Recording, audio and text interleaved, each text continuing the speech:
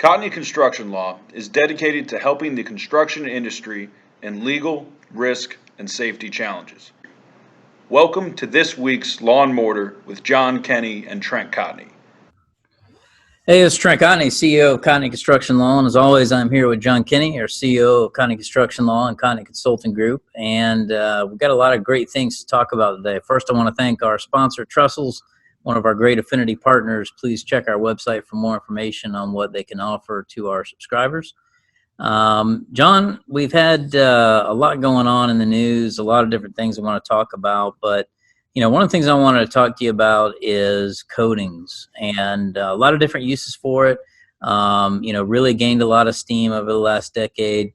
All different types of products, different uses, different manufacturers.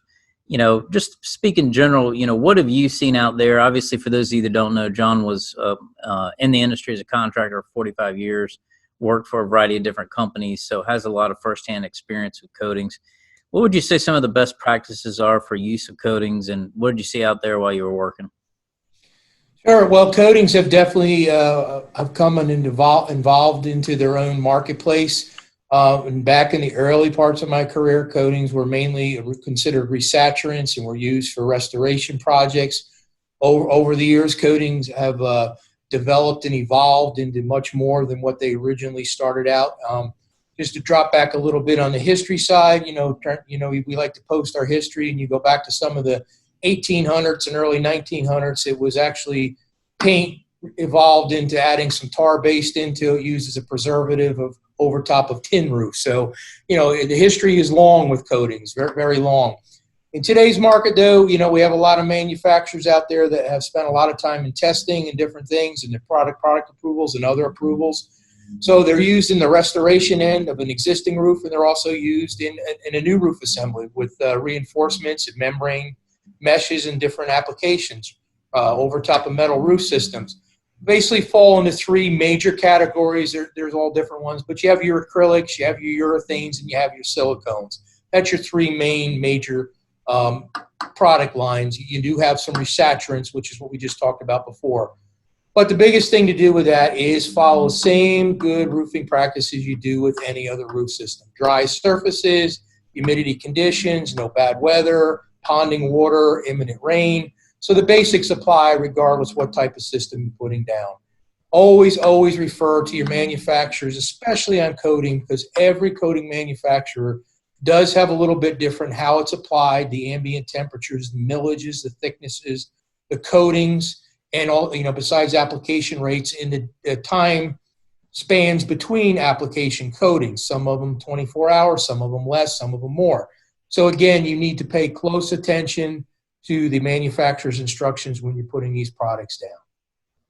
Yeah, that's some sage advice, John. It's coatings are a great product. I've seen them used in a variety of different applications, and it's amazing sort of the technology that you've seen over the last 10 years help develop and sort of redevelop some of the formulas. It's really sort of evolved over the last at least decade to 2 decades. I've seen some exponential growth in how the way it's been used. Just from my side of things, which is primarily the legal side of things, I agree with you. Making sure that you are following the manufacturer's recommendations are critical.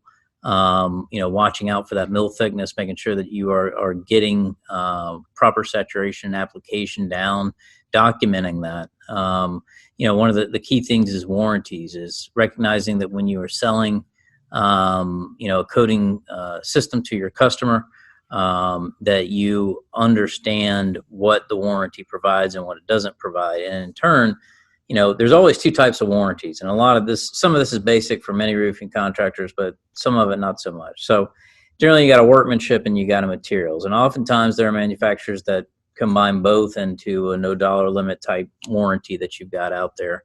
But one of the things that you want to watch out with coatings is whatever the manufacturer's warranty is for the system, you want to have it mirror your workmanship to a certain extent, okay? And you want to, if there are limitations within that warranty, you want to make sure that your workmanship warranty also has identical limitations. So don't oversell the product. Just like with any system, it doesn't matter what it is, make sure that you're selling within the capability of that system for that roof. Every roof is different. It might not seem that way, but it is. So that's generally a lot of the stuff that I see from sort of a legal perspective. Again, documenting installation to the extent that you can, very important. Follow those manufacturer recommendations. John, warranties in general are something that's always been potential liability for roofing contractors that are out there. And one of the things you and I were talking about just the other day is I can't tell you how many contractors, especially residential, they don't spend any time and actually craft a warranty. They will say 1-year workmanship warranty, but they don't have a document that says, here's what it includes and what it doesn't include. So, when I see that, I ask the contractor, I say, okay, well, does this include if they've got a solar contractor that comes up after you and messes up the roof? Does it include the fact that the homeowner doesn't do any maintenance whatsoever, doesn't clean out the gutters, doesn't do anything? Does it include if a hurricane hits? Does it, all these types of things you need to address in your warranty so that it's not, an unlimited, unequivocal warranty regardless of what happens on a job site. That's one of the things that I really recommend, that it's not just the contract or the proposal, it's having that written warranty document. And, another practice pointer I like to throw out there, we're in tough times with COVID-19. Okay. If you haven't experienced a shortfall in AR, you're going to at some point. Keep in mind that warranty is always sort of that carrot that you can hang out there to get paid. Okay. And your contract should state you don't get a warranty until you get paid in full. Okay, and that way you can use that as an incentive to make sure that you get paid. So hold that out there. John, what have you seen, as far as warranties sort of out in the field? What, any advice from sort of a practical standpoint? Warranties, that was good advice about using it as an AR tool. Definitely works. You don't want to give that out till you get your final closeout documents. Sometimes as a contractor, you run into where you need to give the warranty in order to get your final, 5-10%. And that a lot of times is okay to do because you're not going to get paid unless you do it. Make sure that whatever manufacturer you're working with, in case you don't get paid, has a clause for you to notify that they will, notify the suspension of warranty to the owner until it's paid. I've had to do that a few times over the few years I've been involved as well. So it's a fail-safe. So you want to understand your warranties. Don't oversell a warranty. That's the biggest thing when you go to sell a job. They are a great tool, but make sure you as a contractor understand what is covered and not covered in that, because the worst thing you can do is sell something that's not in the warranty, and then when the owner finds out they have an issue and they're like, well, my roofer said, you don't want to be in that position. So you as a contractor should understand what's in every one of those warranties.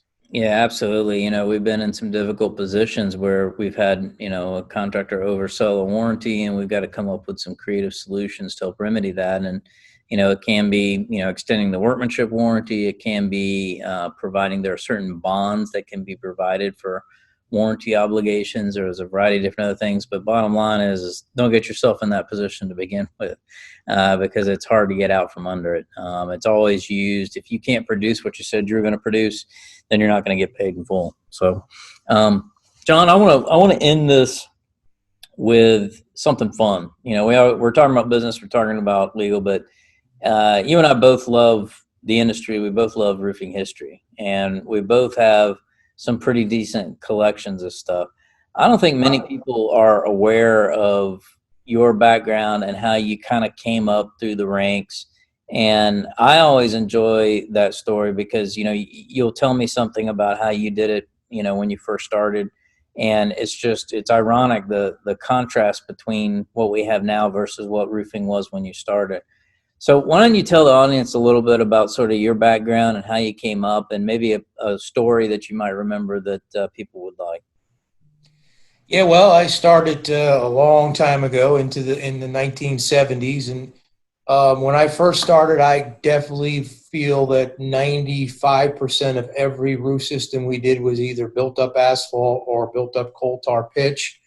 When EPDM first came out, we used to actually cheer when we got a chance to get off of coal tar pitch.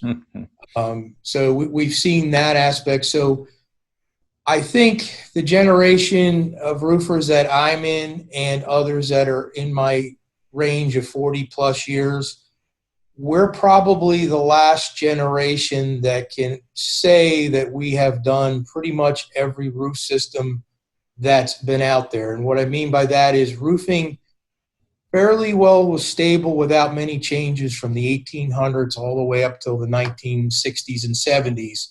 I mean, sure, in the 60s, EPDM started getting introduced. In the 70s was a little bit of the PVC in the United States and around the world. But for the most part, it was built-up roofing. So everyone grew up to learn how to do built-up roofing in the industry. I come from third generation. I am actually third generation in the roofing industry.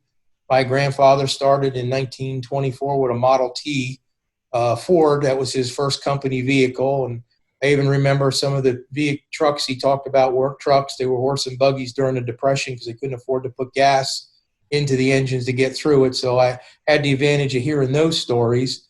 I learned a lot from my grandfather. My father also was in the business. He's now retired.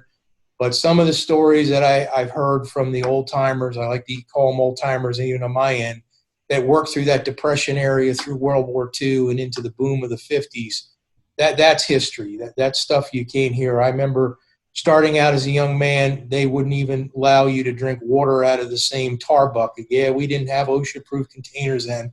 We actually took a tar bucket and heated it up in the kettle to get it clean and then filled it up with water, and that was your thing. And you had your own. They wouldn't even, until you proved yourself, you were not even allowed to drink out of the same water containers then.